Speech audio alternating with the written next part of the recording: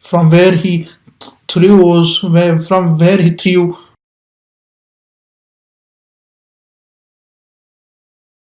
When Superman met Lex Luthor on the top of the building, from where Lex tried to throw Lois Lane down, so he says that the problem of you above everything. So it is quite clear that he hates dictatorship, like he hates someone ruling above him.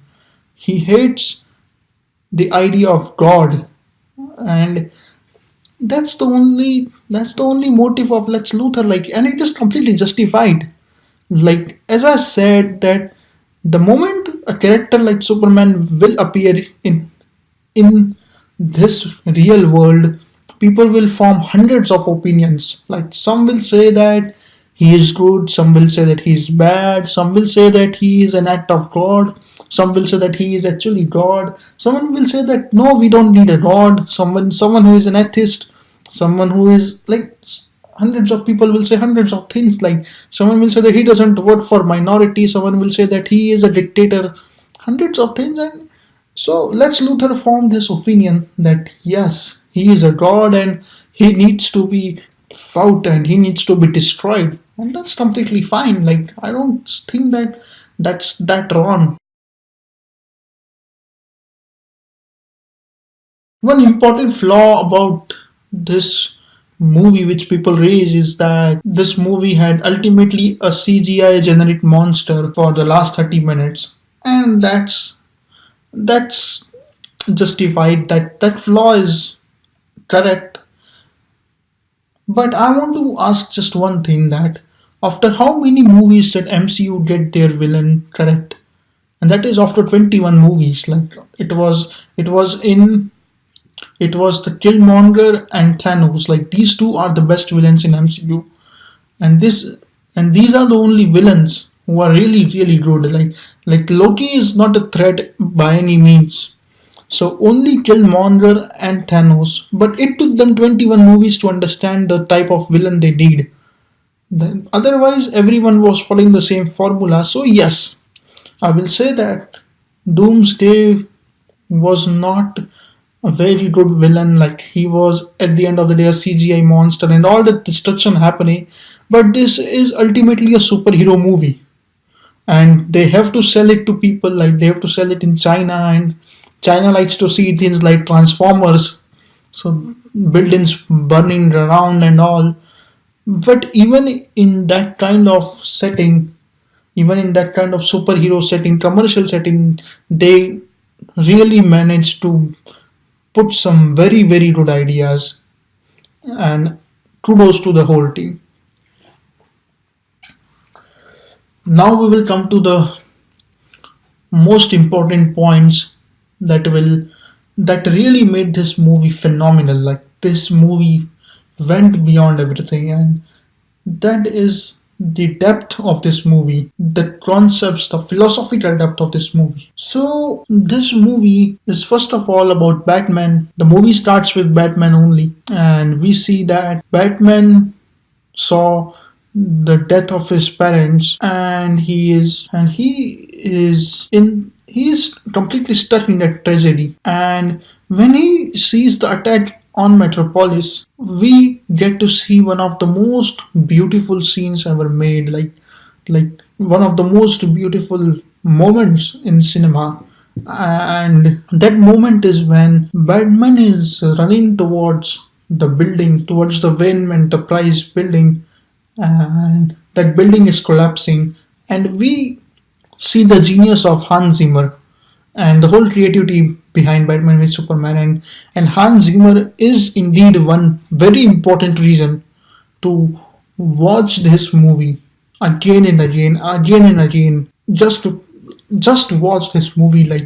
Like Hans Zimmer is in himself a very important reason to watch this movie. But what I'm trying to right now concentrate upon is that particular moment when Bruce Wayne is running towards that building, and we hear that particular sound which was included in the beautiful Lie soundtrack.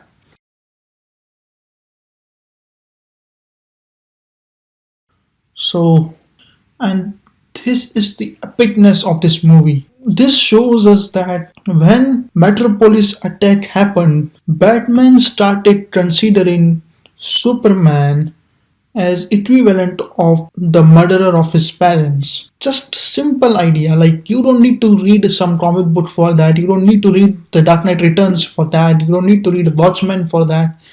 All you need to do is just watch this movie with a proper concentration without listening to critiques that is this movie one of the worst blockbuster movies ever. Like you just need to watch this movie silently and you will completely understand this, that Batman starts considering Superman as one of the villains.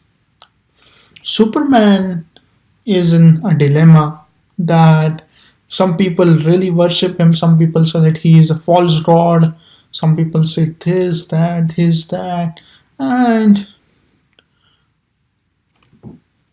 this is how the movie goes ahead. And Superman Superman cannot do a lot of things in this problem, like of people, some people like people hating him and people liking him. He cannot do anything. He just has to help people, and he just has to. He just all he can do is just help people, and he also starts stumbling at one point. At the end of the movie, as I discussed, that he also starts stumbling, and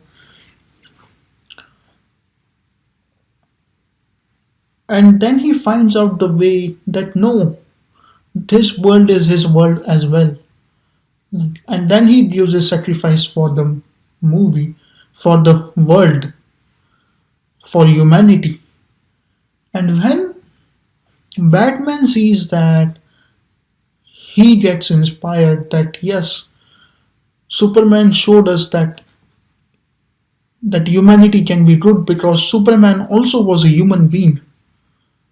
Superman Batman did not kill Superman because he gets to realize that he has a mother whose name is the same as his mother's name, and that makes him human. That makes Batman a human being. That makes Superman a human being. Like this is so simple. Like this is